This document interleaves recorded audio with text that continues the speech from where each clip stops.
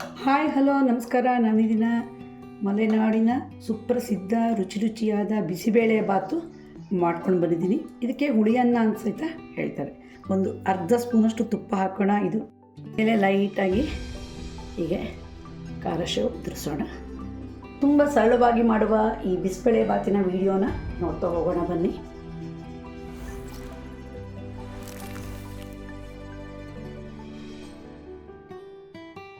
ಇಲ್ಲಿ ಬಿಸಿಬೇಳೆ ಬಾತ್ ಮಾಡೋಕ್ಕೆ ಒಂದು ಅಳತೆಲಿ ತೊಗರಿಬೇಳೆ ತೊಗೊಂಡಿದ್ದೀನಿ, ಅಷ್ಟೇ ಅಳತೆ ಅಕ್ಕಿ ತೊಗೊಂಡಿದ್ದೀನಿ. ನಾನಿಲ್ಲಿ ಸೋನಾ ತೊಗೊಂಡಿಲ್ಲ, ಪಾಲಿಶ್ ಕಮ್ಮಿ ಇರೋ ಅಕ್ಕಿ ತೊಗೊಂಡಿದ್ದೀನಿ. ಅದು ತುಂಬ ಟೇಸ್ಟ್ ಆಗುತ್ತೆ.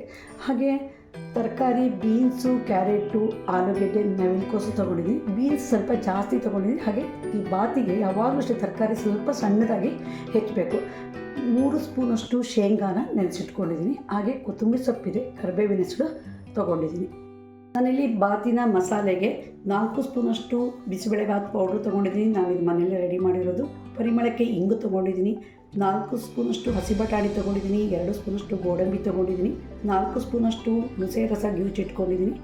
4 ಸ್ಪೂನಷ್ಟು ಕೊಬ್ಬರಿ ಎಣ್ಣೆ ತೊಗೊಂಡಿದ್ದೀನಿ. 1 ಸ್ಪೂನಷ್ಟು ತುಪ್ಪ ತೊಗೊಂಡಿದ್ದೀನಿ. 1 ಸ್ಪೂನಷ್ಟು ಬೆಲ್ಲ ತೊಗೊಂಡಿದ್ದೀನಿ. ರುಚಿಗಾಗಷ್ಟು ಉಪ್ಪು ತೊಗೊಂಡಿದ್ದೀನಿ.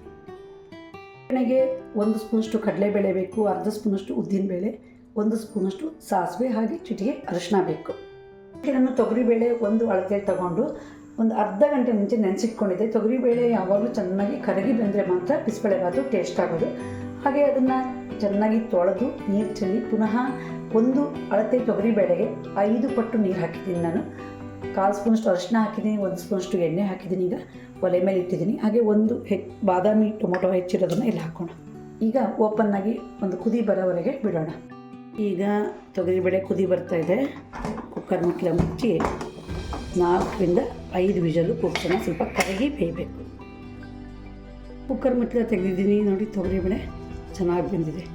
ನೆನೆಸಿರುವ ಶೇಂಗಾ ಹಾಕೋಣ. ಶೇಂಗಾನೂ ಅಷ್ಟೇ ಆಪ್ಷನ್, ಕೆಲವರಿಗೆ ಸ್ವಲ್ಪ ಈ ಕಾಳುಗಳೆಲ್ಲ ಹಾಕಿದರೆ ಇಷ್ಟ.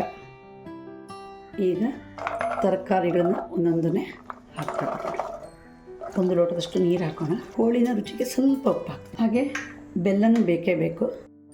ಈಗ ಕುಕ್ಕರ್ ಮುಚ್ಚಳ ಮುಚ್ಚಿ 1 ವಿಷಲ್ ಹೊಡೆಸಿದ್ರೆ ಸಾಕು. ಎಣ್ಣೆ ಹಾಕೋಣ, ಕರಿಬೇವಿನ ಹೆಸರು ಹಾಕೋಣ. ಈ ಬಾತಿನ ಒಗ್ಗರಣೆಗೆ ಕಡಲೆಬೇಳೆ ತುಂಬ ಟೇಸ್ಟು. 1 ಸ್ಪೂನ್ ಹಾಕೋಣ. ಉದ್ದಿನಬೇಳೆ ಸ್ವಲ್ಪ ಅಂದರೆ 1/4 ಸ್ಪೂನ್ ಸಾಕು. ಅರಿಶಿನ ಹಾಕೋಣ, ಹಿಂಗೆ ಹಾಕೋಣ, ಸಾಸಿವೆ ಕಾಳು ಹಾಕೋಣ. ಗ್ಯಾಸ್ ಆಫ್ ಮಾಡೋಣ. ಹುಣಸೆ ರಸ, ಉಪ್ಪು ಹಾಕೋಣ ರುಚಿಗೆ, ಮತ್ತು ಮಸಾಲೆ ಸೇರಿಸಿ ಬೆಲ್ಲ ಸ್ವಲ್ಪ ಈ ಮಸಾಲೆಗೆ ಬಿದ್ದರೆ ಟೇಸ್ಟ್ ಜಾಸ್ತಿ. ಈಗ ಮಸಾಲೆ ಪೌಡ್ರ್ ಹಾಕೋಣ. ನೀವು ಮಸಾಲೆ ಪೌಡ್ರನ್ನ ಮಾಡಿ ಫ್ರಿಜ್ಜಲ್ಲಿ ಇಟ್ಟರೆ 1 ವರ್ಷ ಆದರೂ ಅದ್ರ ಘಮ ಹೋಗೋದೇ ಇಲ್ಲ. ನಾವು ಮನೆಯಲ್ಲೇ ರೆಡಿ ಮಾಡ್ಕೊಬೋದು. ಇದ್ರ ವಿಡಿಯೋ ನೆಕ್ಸ್ಟ್ ಹಾಕ್ತೀನಿ ನಾನು. ಈಗ ನೋಡಿ, ಸ್ವಲ್ಪ ಕುದಿಬೇಕು. ಈ ಕುದಿಯೋಷ್ಟೊತ್ತಿಗೆ ನಾವು ಹಸಿ ಬಟಾಣಿ ಮತ್ತು ಗೋಡಂಬಿ ಹಾಕಬೇಕು. ಒಗ್ಗರಣೆಗೆ ಹಾಕಬಾರ್ದು. ಒಗ್ಗರಣೆಗೆ ಹಾಕಿದ್ರೆ ಏನಾಗುತ್ತೆ ಅಂದರೆ ಫ್ರೈ ಆಗಿಬಿಡುತ್ತೆ. ಗೋಡಂಬಿ ಕೆಂಪಾಗಬಾರ್ದು. ಈಗ ಒಂದು 5 ನಿಮಿಷ ಗೊಜ್ಜು ಸ್ವಲ್ಪ ಕುದಿಯೋಕೆ ಬಿಡೋಣ.